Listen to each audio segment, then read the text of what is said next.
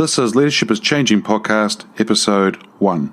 Hey everyone, this is Christopher Luxon, the former CEO of Air New Zealand. If you're wanting to learn how to embrace change and to navigate through disruption as a leader, then I really want to encourage you to listen to the Leadership is Changing podcast with my very good friend, Dennis Giannoutsos. Welcome to Leadership is Changing. Each week, we and our guests provide information and insights through exploring leading change. This is taking your leadership to another level by finding the balance between executive excellence and personal well-being through stories that inspire real change. It's time to adapt in our fast-moving world when leadership is changing with your host, Dennis Giannoutsos. Hey, welcome to the show, Leadership is Changing. My name's Dennis Giannoutsos. I have a guest with me today. His name is Christopher Luxon, and I'll introduce him to you very soon. What we as leaders know to be true is that change is constant. Leaders everywhere confront similar obstacles because people are people, but everywhere you go, leaders are overwhelmed, disrupted, and under pressure. They run from email to email, meeting to meeting. Many leaders are not changing quick enough, which means they run the risk of becoming irrelevant and being left behind. The purpose of the show is taking our listeners' leadership to another level by finding their balance between executive excellence and personal well-being through stories that inspire real change. I believe that we don't have enough effective leaders in the world today. If we can get the leaders to step up and lead the change, they can inspire real change. It's now time to adapt in our fast-moving world. Team, today our guest is Christopher Luxon. Christopher was the Chief Executive Officer of Air New Zealand from 2013 to 2019. And under his leadership, the airline delivered record profits, all-time high customer satisfaction scores, and achieved its highest levels of staff engagement. Along this, Air New Zealand won numerous accolades throughout the years as well, including the Best Airline several times, and they've won that award across the world. And recognising its commitment to key areas such as sustainability, innovation, corporate reputation, employee engagement, and customer experience. I know because I've flown with them several times, and well, actually a lot over the years, and I've got to experience that and what was being shared. The other thing too is that Christopher's been, prior to joining in New Zealand, he was the President and the Chief Executive Officer at Unilever in Canada, and was one of several senior leadership roles where he held during a highly successful 18-year career at the fast-moving consumer goods multinational that saw him work in roles in Europe, North America, Asia Pacific. He's got a Master of Commerce and Business Administration from the University of Canterbury here in New Zealand. He's also served as the inaugural chair of the Prime Minister Jacinda Ardern's Business Advisory Council and has been widely recognised for his leadership, including the Blake Leader Award, Deloitte CEO of the Year, and Orient Aviation Person of the Year, and Deloitte Company of the Year. Christopher, welcome to today's show. Hey Dennis, it's great to be with you, and what a great topic to be talking about. Yeah, awesome. So lots happening for us in the world today and have been of late. And so tell us a little bit more. I mean, I've shared with our listeners a little bit about your background. Tell us a little bit more about your background, what you've been up to, and you know, sort of the roles that you've done in the past.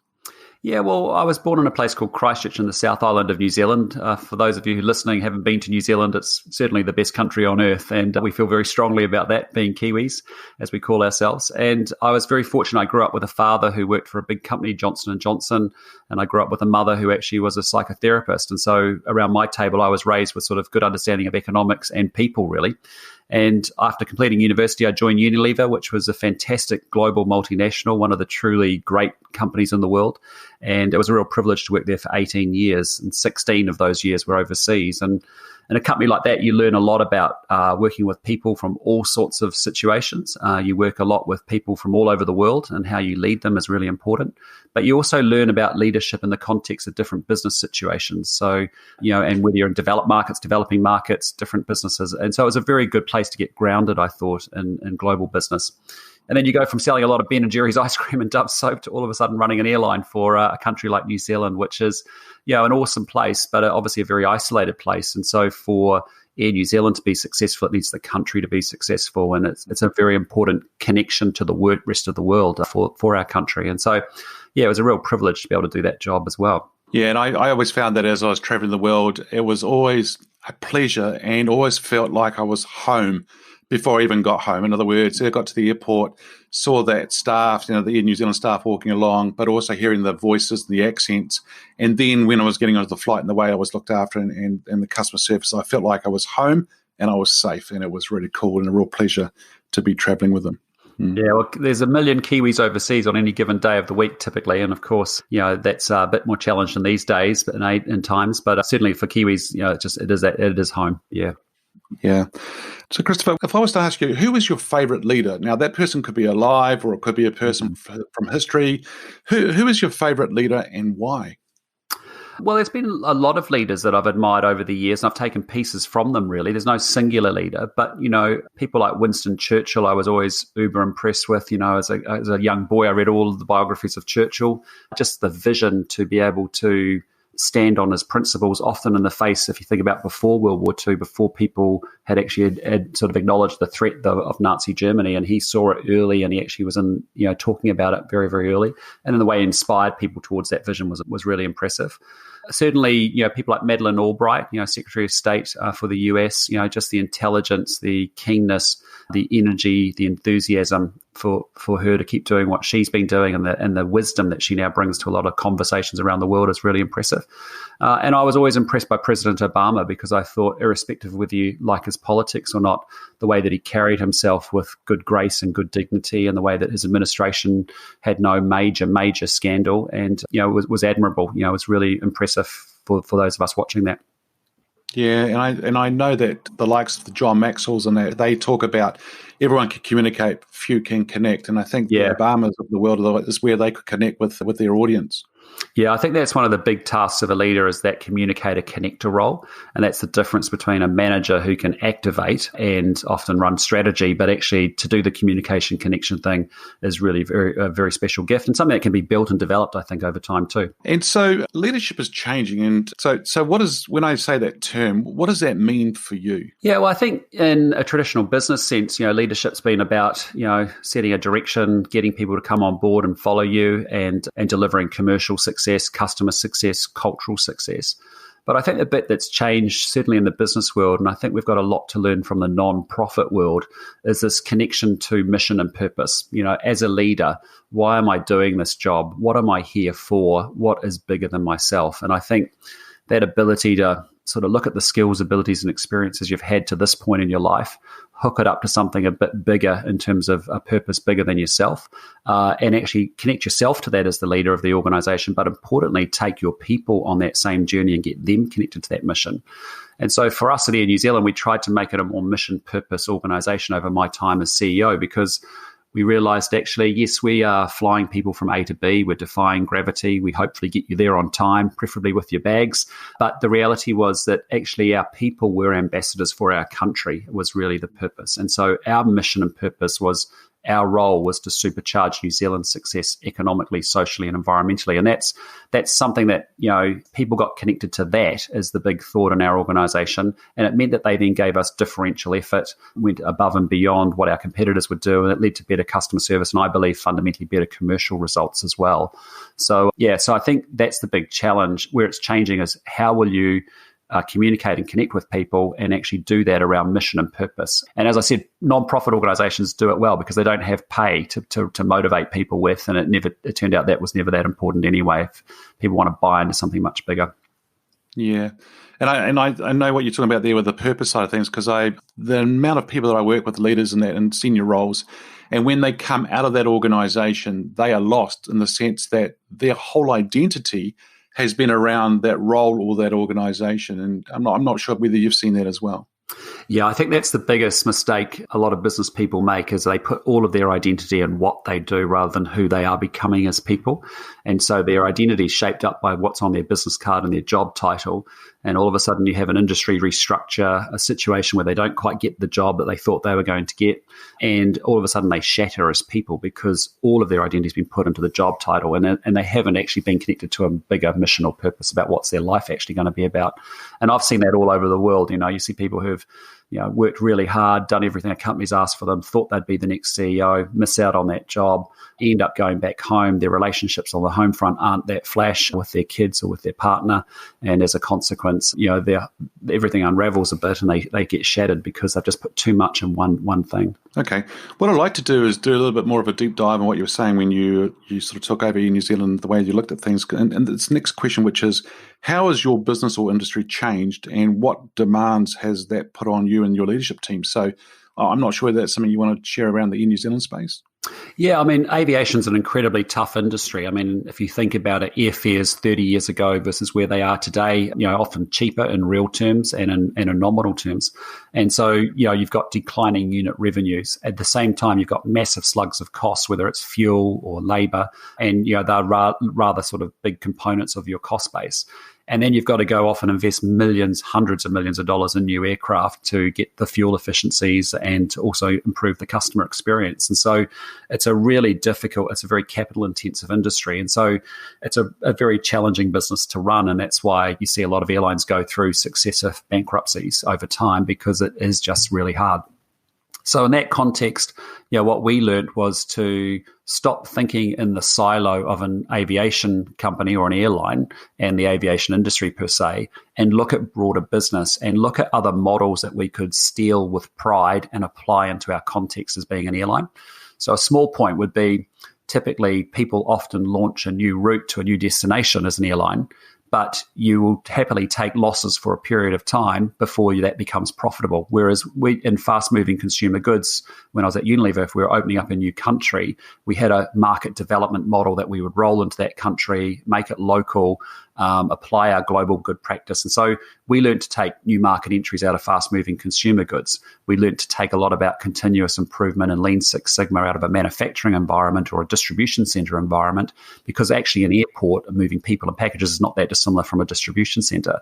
So I think for us at Air New Zealand, because we were a small airline, and there's about 180 commercial airlines in the world, and we needed to actually think quite differently. And if we just stuck in the paradigm of a bog standard airline, we just keep doing everything the same. And we learned that we could actually experiment and innovate and take things from other sectors and apply them into the aviation context really well. Yeah, good. Very good. And I got to see some of that actually unfold in front of me, which was really great. I think one of the things could have been around the Sky Couch, I think, is that.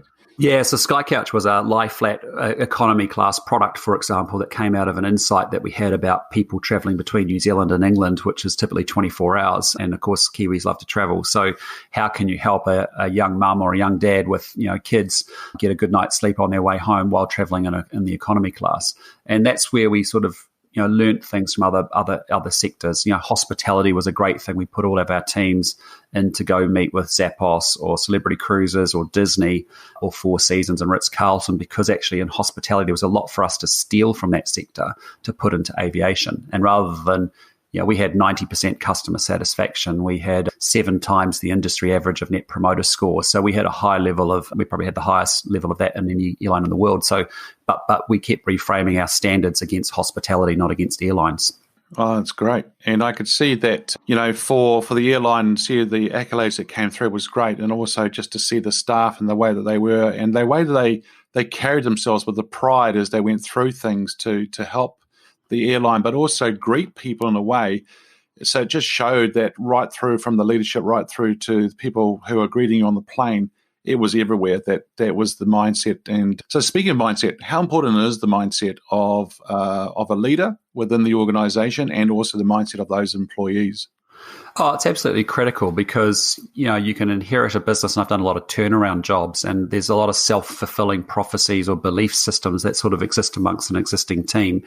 Where I remember when I went to America, people believed that we'd only been growing 1/10 of a share point each year for the last 4 or 5 years, and they thought that was as good as it could be. But this was a very status quo, incremental, stable business.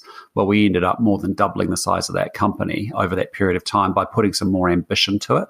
So I think the mindset of a leader to say, look, these may be a set of circumstances I'm dealing with. There is a moment between, circumstance and response, or stimulus and response, and that mindset to determine to happen to the future and have the organization happen to its future rather than have the future happen to it is actually really, really important. So, I think, good as a leader, the mindset you really kind of have to have is, how do you preserve and enhance the good things that have been going on in that company over many, many years? And do you really understand them at a principle level? And equally, how do you stimulate and provoke change? And how you bring those two bits together? Often you'll see a CEO get appointed to a new job who's an internal appointment, and that can work very, very well. But often they'll just think too incrementally. They'll just keep re-envisioning the past rather than sort of inventing a future. Likewise, you can do a big Messiah complex external hire of a CEO to rescue a company or to reshape it. And they're all Action Jackson, and it's all stimulation and provocation and change, but they actually lose the thread of what was actually in the DNA. And so mindset's really important. It's about, how do you face up to the reality, the brutal facts of your reality, as Jim Collins would say, and actually also have hope that you can actually get the organization to a different place. And it's so important to do both those bits, face reality and provide hope. And I think for a lot of, you got to realize people get burnt out, after 12 or 18 months. If you haven't got the company turned around, sorted, and moving in a different direction, you're going to be burning a lot of energy and burning a lot of people. And so, that sort of mindset mentality amongst the people and amongst yourself as a leader is really important. Yeah, it's great. And I know of a CEO that I used to work with who turned around and said that very important that we run to the fire and run at the problem and handle it rather than run away from it or shelter too much. Because if we go and take it on head on, then we can deal with it. We know what it is, and we can think about and plan and put things in action and execute to get that result. That's a really great point, Dennis, because that is exactly what I've learned as well. Whenever there's a conflict or a tension or a problem, the tendency is sometimes it's just too hard to sort of walk. You got to actually just walk towards that pressure and embrace that pressure. And I've studied a lot of good sports teams, and I think one of the best teams in the world is certainly the New Zealand All Blacks. We play a game down here called rugby. For the American listeners, it doesn't involve any headgear or any shoulder pads. It's just pure brutal tackle and kick and chase a rugby ball. But it's really interesting, teams that choke, over pressure moments, actually that's what you've got to need. You've got to actually embrace that pressure, walk towards that tension. And whether that's a personal relationship or a work relationship, or whether it's a business situation or an issue with your business or your strategy that you're not confronting, it's often easy for us just to sort of keep it as a B issue and not pay attention to it as an A issue. And so how do we just keep, looking for those opportunities to walk towards those moments that often can be uncomfortable? Yeah, and I've been working with a group of leaders recently, and I was talking about what happens when another team scores against the All Blacks a try, and they go, well, what? And I go, well, the All Blacks go into a huddle behind the goalpost. But what they're actually doing is, of late, is they're taking 2 big, deep breaths, belly breaths, as I call them, and that's causing them to slow time down, calm down. And if they are calm, then that means they're in more control, and then they can make better decisions as they go forward. We've seen time and time again where another team will score again and score again. You go, within 5 minutes, how come they scored 3 times? What was going on?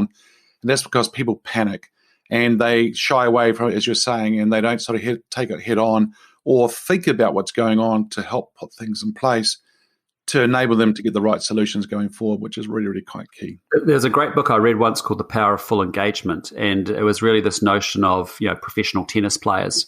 You actually will see them do those routines in their head as they take a moment to clear their head, get centered, and then they come back and do the ace and the serve that they need to do. But actually being able to flush that point that you may have lost or won and then actually reset and then set up again is really important. And I do think as a leader, managing energy in that way and be able to pulse on and pulse off, do a series of sprints is actually really important. Let the bad stuff go behind you that you may have mucked up something and focus on the next bit and set up for is really important. Yeah, that's a great book, that. And as you said, the energy side of things too, right? Our tanks, energy tanks. That's why people reach for that chocolate or carbs and things like that at 3:00 in the afternoon, because their energy tanks are coming down. And you're so right. It's really, really important that. So listeners, we've got Christopher Luxon on the show with me today, and it's a real privilege to have him here with me. Christopher, here's another question for you. If there was one thing you could change in business as a leader today, what would it be? Oh, I think it would be that notion of actually business as part of the society, and society needs a strong business and business needs a strong society. And so this notion that, alongside government, business and community leaders as the 3 big actors in civil society, it is understanding that we're in a stakeholder world, not a shareholder world. And that's not an excuse for us not to have superior commercial results, because that was one of our mantras at Air New Zealand. We want superior commercial results, outstanding customer service, and we want really a top 10, top decile cultural engagement scores. So, but it is actually realizing that we're just not there to maximize the profit and loss. If it's really just about crank up your revenues and get your mix right, lower your costs or control your costs, and then manage investment, that in itself isn't that complex intellectually. It's difficult to work through in a business, and you've got to do that. But we know what that core job is actually about. The bigger thought is, well, what is your organization actually here for? What does it actually stand for? What do people tell you it stands for versus what you actually think you'd like it to stand for? And what's the gap between those two things? And I think that's the thing that the best business leaders I've started to spend time with and see, when you think of a Satya Nadella or, those kind of guys, they really are thinking very intentionally, very purposefully about the role of their organization in a broader world that we're living in, a broader society that we're part of. And I think, that's why business leaders do need to embrace some of these different issues that sit out there. I know in New Zealand, I had put in place a family violence leave. I put in place, paid parental leave. That's because these were important things. They not only built culture, they obviously engaged our people. They obviously, I felt, led to better customer support and ultimately also better commercial results. But they were just the right things to be doing. And I think as leaders, we've got to, job one, make sure you're running a really good business and you've earned the right to make a contribution bigger, and but look to make that contribution to other stakeholders. Yeah, great points. Because I think it's going to have a great segue into my next question here, which is, how has employee expectations of leaders changed? Yeah, well, it's very interesting. I think if you look at the US, you'll see the average politician has a trust rating of about 30%, which is pretty dysfunctional and pretty poor. But the CEOs across the country really have a trust rating closer to 60 to 70%. And so employees are looking to their CEOs and their leaders to make comments or to have a point of view or to have a set of values around issues that are happening in broader society. And I think, that's one of the big things that is changing quite a bit. And so people do look to the voice of a leader. And there are things that you do as a leader to build that empathy. I was always out and about with my people. Typically once a day, I was with a different group of, I had 13,000 employees, and I'd be out with them, seeing what they're doing, on their job. There's great communication vehicles. I was constantly communicating every week through video, through a CEO message, where you could just actually align, educate, and celebrate great stories and great culture that you want to see, even more of it going forward. And so I think, that's the sort of things that people have got to start to think about a bit, because people aren't just showing up to do a job. They don't stay in a job because they're well paid. They stay because they're connected to the leader emotionally, connected to the organization, what it's trying to do, and they want to get connected, as I said earlier, to mission and purpose.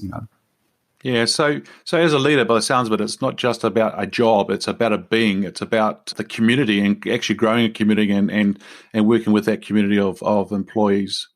And I think when you're in a big public, sort of business leadership role or any leadership role, it's how do you maintain the role 24/7? We used to have a saying in New Zealand, you hold the role at all times, because you can't just be one guy at work and a different person at the supermarket or at home with your kids and your partner. So, getting that authenticity together as a leader, knowing who you are, knowing what your strengths are, what your development areas or weaknesses are, how you build complementary casting and teams around you to help you through that, how you have accountability on yourself so that you can, you don't actually believe what people tell you. You really want to have a really dispassionate sort of accountability session with yourself and have people that can help you do that.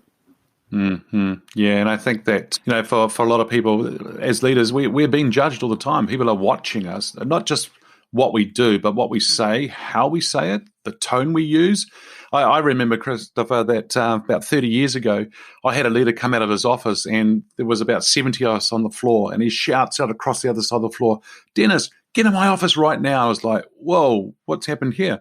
So I'm walking through my peers, and as I'm walking through my peers, they're all going, "Oh, you're in trouble. Oh, what's going to happen?" And so they didn't really help me with my confidence. But as I went into his office and he shut the door, he says to me, "I love your attitude. You're going to go a long way. Keep it up. Now get back out there and do some work." And I was like, what? But just the way he did it. But 30 years later, I'm still talking about that conversation, or the way that he spoke to me and what he said to me. And that's actually has helped set me up for a lot of things I've done in my life and my attitude and things like that, because it came down to that one leader and what he said. Yeah. I think that's right, isn't it? I mean, you just leadership's not just kumbaya and something we think about every third Friday afternoon, and culture and leadership and those two bits coming together, because you realise that actually it is mission critical to everything that we're doing, and we've all worked for really outstanding leaders, average leaders, and some pretty poor leaders as well, and the difference a singularly well-developed and drilled leader can make, which is fantastic. And I think the other thing on leadership is that I learned was just sometimes you think you're just whispering, but actually you end up shouting to the organization, a bit like your manager then, who actually, as a result, it was a little thing for him, but it was a big thing for you, and it really changed a lot of things for you as a result. And I think, that's really important. I learned that at Air New Zealand when I came back from overseas and to run the company, and I decided I would start wearing a suit because I wanted a lot more professionalism with our salespeople. But rather than just issuing a dress code, I just started wearing a suit and tie, which I hadn't done for the previous 3 or 4 years. And lo and behold, within 3 weeks, people started wearing a suit and tie across the organization without me even raising a dress code. And I just thought it's really interesting how quickly people orientate around the expectations of a new leader. And with that comes a great responsibility to do that right and to set that up right from the beginning. Yeah, and I think that's because you have shown a way without, as you said, without having to say anything, and people thinking, well, okay, that's the way it needs to be now going forward, and they've moved with it, which is great. I mean, I think that's also comes down to that word of influence. So being a leader and influencing is really important. And so if you can, there's a prime example of what you just shared about, you didn't go out and say anything, you just did, and then they started to follow. They didn't have to. But then, with the leader that they've got, that respect, that person that they've bought into, interesting how it all works, isn't it?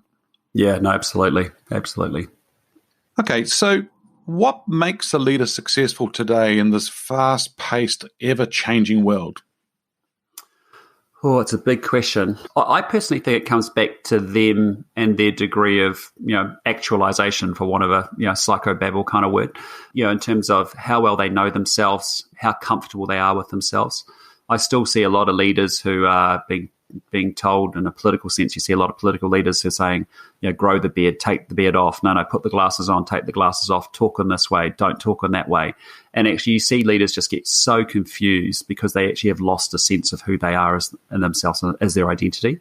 So I think knowing yourself in all the good and the ugly, you're never as good as they say you are, you're never as bad as they say you are, but actually that self-awareness to know when you are at your best and when you're at your worst, and the kind of conditions you need around you to be able to do that is really very important.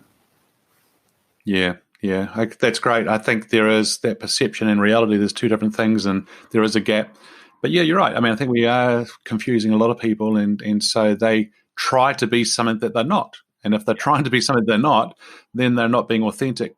But people aren't dumb. They can see through somebody who's not being who they should be, and it gets picked up a lot for sure. Yeah, I think that's right. People see right through it, don't they? Really laser, really fairly fast. They know if they're being played. They know if it's a pretense. They know if it's not real. And I think people, they see that in brands, they see it in leaders, they see it all across all aspects of their life. And so, if you got to get people out of a job mentality, I'm the leader just doing the job, I'm the boss because I've got the hierarchy. And I think that's breaking down around the world. The best organizations get that, right? But the number of leaders that you still run into from time to time, you talk to their people, whether it's the janitor in the lift going up to visit them, I say, what's this place really like? And you'll hear stories of leaders screaming and shouting and ranting and raving, and you just go, man, that's just so sad that those people are making it so bad for a whole bunch of other people to be at. There's a point to be really clear about outcomes and expectations and delivery, but it's a real shame when you see people who, when they're at their worst, they have a massive impact on people, and that can be such a negative thing versus when you're at your best. Yeah, and then a lot of them go off then to their other roles, and they leave the mess behind, if I can put it that way, or the people behind that they've sort of treated like that, and it's just really hard and not always a good thing to see. And then you'll have another leader who will treat them in a way that's like humans and sort of is what I call that multiplier rather than diminisher kind of person, and really does help them. And so then you see that organization and those people are happy to be there, and also off to go and do what they want to do. And I remember in the days of Hewlett Packard, and people used to say, oh, this is what it used to be like with Bill and Dave when they were around and things like that. And Bill and Dave isn't around anymore, but a lot of the values still get carried through from people from generation to generation. And I think that's really quite important. Absolutely. So here's another, probably a big question. If I was to get you out with your crystal ball and have a look and said, okay, where do you see leadership being in 5 years' time? Oh, it's a really good question. I think it just continues on the path that it sort of is, which is that, you have to earn the right to be a leader. You almost want, if it's almost, I often used to think of this as when I was very young, was you kind of want the whole company to be able to vote for who they would have as its CEO, because actually people will make a good call. They'll think that through really deeply. And just because you've arrived in the job title or you've got some hierarchy in the organization, don't put your store in that stuff. You actually have to deliver for, as I said, stakeholders. And one of those big stakeholder groups is your people, as well as obviously your customers and others that exist out there. So I think for me, it is going to be, your people leadership stuff makes all the difference. I always found it interesting. I remember sitting down with a bunch of CEOs and we sort of worked out we probably were smart enough at university, but we weren't Rhodes Scholars or Churchill Scholars like some of our friends. But actually the thing that has made people get to where they've got to has been, can they communicate with people? Can they resolve conflict? Are they curious to learn new things? And fundamentally, do they have good character? And it turns out as you get more and more senior, you can be as book smart as you like. You can be the best subject matter expert on earth on a certain topic. But if you can't lead people, that's the derailer for you as you move your career forward, from that point on. And I see that a lot in law firms, right? Law firms are historically incredibly hierarchical. And you can be a great subject matter expert in an aspect of corporate law, all of a sudden arrive as a senior partner at the firm, essentially on the executive team, and you've got atrocious people skills, and so it doesn't work, right? It doesn't work. And so I think, that's really the focus, I think, going forward. Yeah. So good points there. So you as a leader need to equip yourself, make sure you're right with yourself. And I think, come back to airlines, when the mask drops down in front of you, put your mask on first before you help anyone else. And it's about you as a leader getting to the space whereby for you to take that role, whatever that role is, there will be a gap from where you are now to the role that you want to take over. What are those gaps? What can you do to close those gaps and put an action plan in place? Because you need to prepare yourself for that role to be the leader that you need to be, because that organization and those employees deserve a leader that is going to take them to another level and is actually going to be there. And as we go through a lot of change as well, a lot of people look to that leader as a rock, as their support, as their person they need for guidance and things like that. And if that leader hasn't got the clarity, the confidence, then that organization, those employees, those stakeholders, the customers are going to start thinking, what's going on here? I'm not too sure. And it's really important for that leader to be very strong. Absolutely. And you see that, right, when organizations change leaders, you'll see someone come in that may not be as strong a clarity crusader or a confidence projector, and you see the organizations lose their way very, very quickly, Yeah, very much so. Well, thank you, Christopher, for joining us today on the show. If our listeners are wanting to get hold of you, can they get hold of you at all or just come through? What's the best way to do it? I've got a website up and running, christopherluxon.co.nz. Feel free to go through there. Awesome. So what we as leaders know to be true is that change is constant. Change is incredibly scary, especially with the unknown, the unfamiliar territory. It's time to adapt in our fast-moving world when leadership is changing. Look out for the episodes as they are published. Please listen and put a review and rating. If there is some feedback that you'd like to give me based on the show and that what you think you might, or any other questions you might like to have asked, feel free to send me an email on dennis@leadingchangepartners.com and we can set up a 15-minute call to have a bit of a chat. Thanks for tuning in today. Thank you for listening to this episode of Leadership is Changing with your host, Dennis Giannoutsas. Each week, we and our guests provide information and insights through exploring leading change, inspiring executives and leaders to adapt and lead a bigger game in a fast-moving world.